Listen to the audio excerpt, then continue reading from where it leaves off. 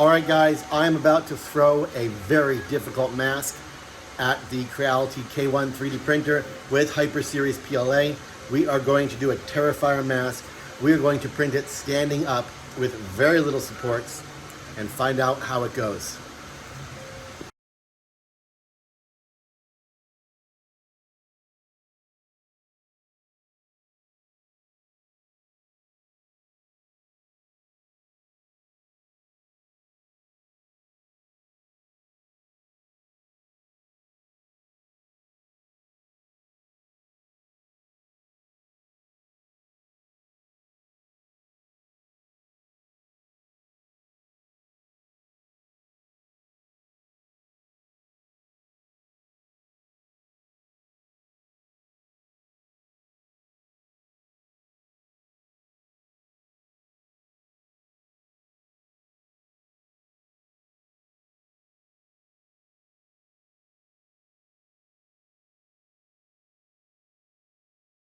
So this is my very first attempt on the Creality K1.